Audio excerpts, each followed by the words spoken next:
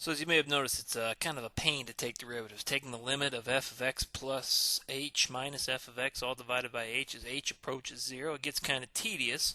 But on the other hand, derivatives are a very important concept and something that we're going to want to use throughout calculus, and they're very useful in a lot of applications for calculus. So we want to be able to take derivatives a lot, but it is, as I said, somewhat tedious to be able to do that with those limits. So what we're going to look at, starting in chapter 3.1 and throughout a lot of chapter 3, is some shortcuts for taking derivatives. So you put in your time by taking the derivatives with the limit definition. Now we're going to learn some shortcuts. Let's start with constant functions, and you can see that a constant function, really, we can use a shortcut because if we understand the concept of a derivative, if we say we have a function f of x equals 5, well, what does that mean? What does that graph look like? That's just the equation y equals 5. 1, 2, 3, 4, 5. So that's just a horizontal line going through the y-axis at 5. Well, now, if it was 5 or 10 or negative 11 or pi, whatever it was, if it's just equal to a constant, well, then it's just going to be a horizontal line going through the y-axis at whatever point that is. Well, what's the slope of the line tangent? Well, the line tangent at any point along here, if we draw a tangent line, it's just a line that goes in the direction of the function, which is just going to be a flat horizontal line. What's the slope of that flat horizontal line? The slope is equal to 0. So the derivative of a constant function, no matter what that constant is 0. In general, we could say if f of x equals some constant c, then f prime of x is equal to 0. So the derivative of a constant is always 0, and the reason is because a constant function has as its tangent line a flat horizontal line that has slope of 0. Now, what about a linear function? Well, if we take a look at a linear function, let's just, well, I don't know, how about f of x equals 2 times x? Well, what does that look like? That's just a graph. Actually, let's make it 2x, well, let's make it 2x plus 1. Alright, so we just have a graph here, and you guys know what this looks like. This is just a line. Y equals 2x plus 1 is just a line with a slope of 2 and a y-intercept of 0, 1, so it's going to go through right here, and a slope of 2, so we go up 2 to the right 1, up 2 to the right 1, and so on. So here is our line.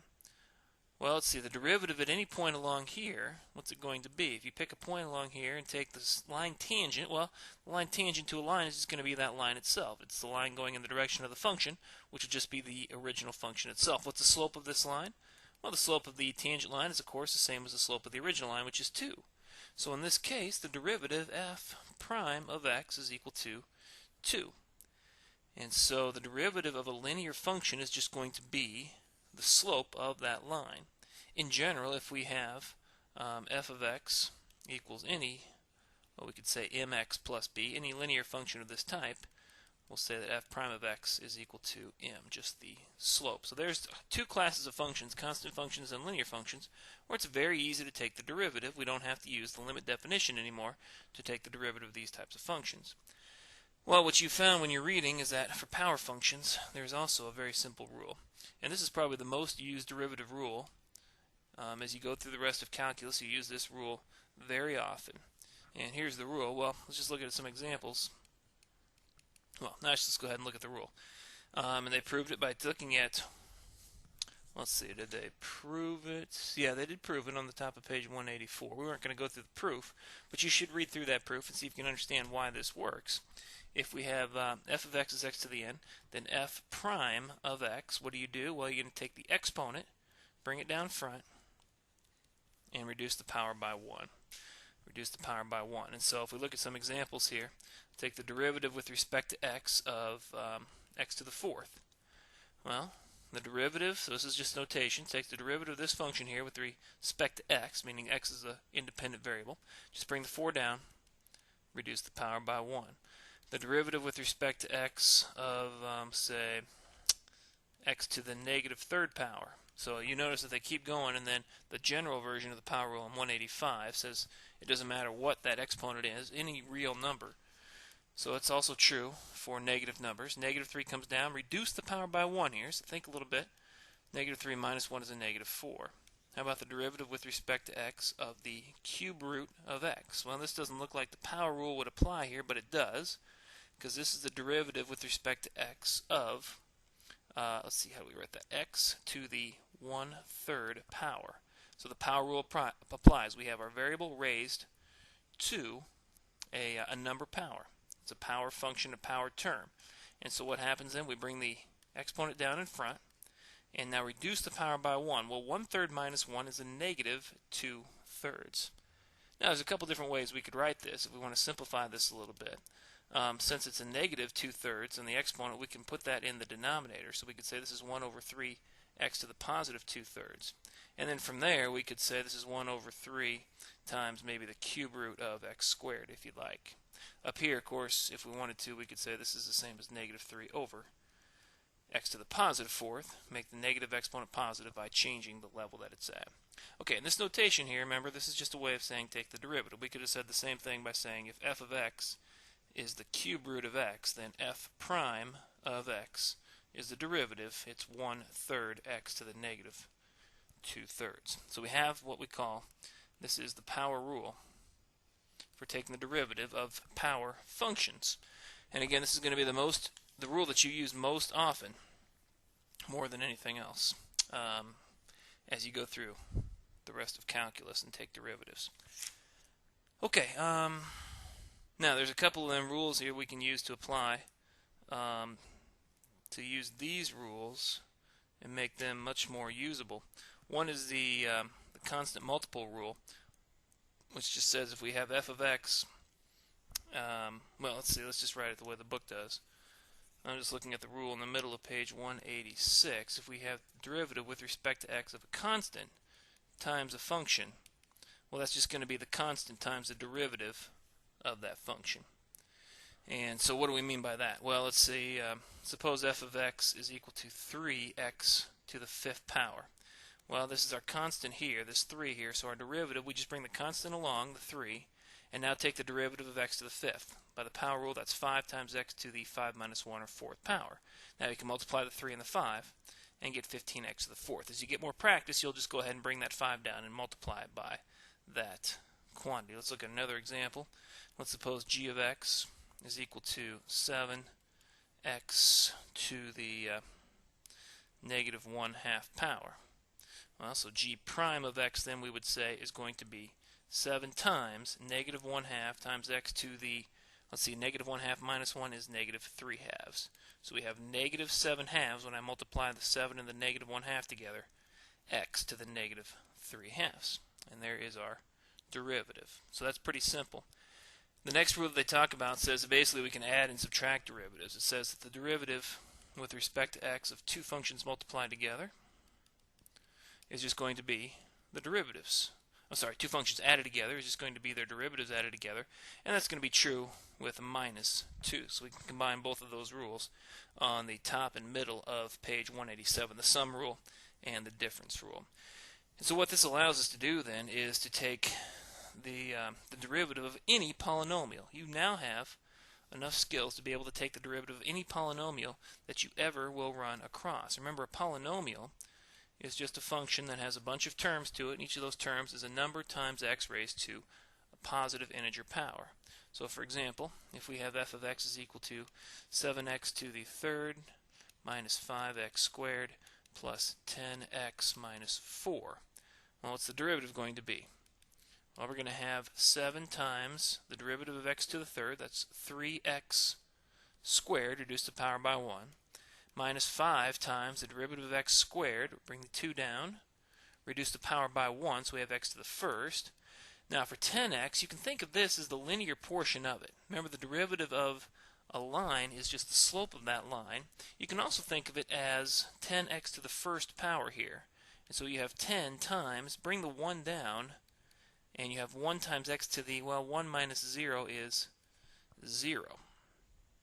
So what's x to the 0? Well, x to the 0 is 1. So you just get the slope here.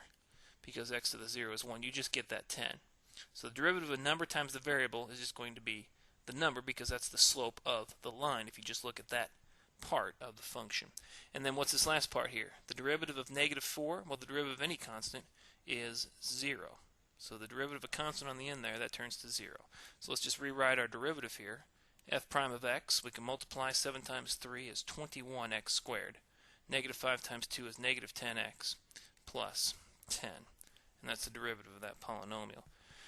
And I think you'll agree that is a heck of a lot easier than taking derivatives with the old limit definition. But don't worry, I still am going to ask you to use the limit definition on the next test, and you will find out how I will verify that this week. Alright, let's go ahead then to the exponential functions. And if you look at the discussion of exponential functions, it starts in the middle of page 188. You'll see that what they find is that if we have a function that's of the form f of x equals some constant a to the x. Remember, an exponential function, this is a basic exponential function right here, a number raised to the variable power. What we get for our derivative is actually a constant. It's the derivative of the function at 0 times a to the x. The derivative of the function is 0 times a to the x. Now, what's the derivative of this function at 0? Well, remember what a basic exponential function looks like. A basic exponential function looks like this. All right, an increasing function. It's always positive. You take a to any power, it's always going to be a positive number. It'll get closer and closer to 0 as x becomes more and more negative in this direction, but as x gets positive, we get very big. Now, what is f of 0? Well, remember that f of 0 is a to the 0 power, or 1. So we're at this point right here, 1. But f prime of 0, the coefficient on a to the x that makes up part of our derivative here, well, remember, that's the slope of the line tangent to the curve at that point. So the slope of this line is f prime of 0. Very interesting. So in order to find the derivative of an exponential function at this point, it appears what we need to do is we need to be able to find the derivative of that function, the slope of the line tangent to the curve, where x is equal to 0 and y then is equal to 1, since f of 0 is always going to be 1 for any exponential function of the form a to the x. But you remember our discussion of a particular type of function. Now, they found that in the case of 2 to the x and 3 to the x, they got a couple different things. We got if f of x equals 2 to the x, f prime of x turned out to be, what was it, about 0.69 times 2 to the x. So what they're saying is that if we have the function y equals 2 to the x, the slope of the line tangent is about 0.69, the slope of the line tangent where x is equal to 0. And the other thing they found in the book by investigation is that if f of x is 3 to the x, f prime is, well, f prime of 0 of 3 to the x, the slope of the line tangent to the function y equals 3 to the x is approximately 1.10 times 3 to the x. These are approximate here and approximate here. Alright, so it looks like somewhere in between 2 and 3 we may get a function whose derivative is exactly 1 at 0. And you may remember this from our previous discussion. Remember the function f of x equals e to the x. Remember how we defined the number e. We said we're going to let e be the number whose line tangent at x equals 0 is equal to 1. Remember, e is going to be the number that when I take the line tangent to the curve at x equals 0 right here, the slope of that line is going to be exactly 1. This is the graph of y equals e to the x. That's how we define the number e. We said there had to be some number between 2 and 3, just based exactly on the previous discussion. The slope of 2 to the x is less than 1. The slope of 3 to the x at x equals 0 is greater than 1. So there should be some number between 2 and 3, such that that number raised to the x power at x equals 0 has a slope of the line tangent exactly equal to 1. Well, if that's the case, if this 1 is f prime of 0, well, that means that f prime of x, which is f prime of 0 times e to the x, is exactly 1 times e to the x, or just simply e to the x. In other words, what does this mean here? That means that the function e to the x is its own derivative. The derivative of e to the x is e to the x. Well, I mean, isn't that exciting? That's one of the reasons we call it e, because that's pretty exciting. The other reason we call it e is that e stands for easy. I mean, what could be easier, taking the derivative of e to the x, since it's the exact same thing. E to the x, the derivative of that is e to the x. Now, what does that mean? That means, think about that. That means anywhere I go around here, this e to the x right here, this is the derivative, this is the slope of the line tangent to my function. That means no matter where I go on my original function, f of x equals e to the x, if I draw the slope of the line tangent, say this is at x equals 2, right here. What's the slope of the line tangent going to be? Well, it's going to be e to the x power. It's going to be e to the second power. How about that? So the slope of the line tangent is exactly equal to the y value of the point. No matter where you go, say this is negative 1, 2, 3, and we draw the slope of the line tangent here. The line tangent, what's the slope of that? Well, it's the function evaluated at x. It's e to the negative 3. Isn't that amazing? I would say so. Let's look at something that displays that. Okay, if you can see this graph here, what you see is we have a graph of f of x equals e to the x. So that's that exponentially growing function that we talked about. Now what we're going to display here as we move this marker along, what's going to display down here is the derivative f prime of x. Now the derivative is going to be the y value. The y value of the derivative is, remember, the slope of the line tangent. The slope of the line tangent. So what happens is we come through here. The slope of the line tangent to the curve, the slope of the line tangent up here, is the y value that we're plotting down here, and that's exactly equal to the value of the original function. What does that mean? That means the derivative as we plot it out is exactly the same thing. We started with e to the x. The derivative function is the same thing, e to the x. Again, the slopes here are the y values down here, and those slopes are the same as the original y values of the original function e to the x. Exciting and easy.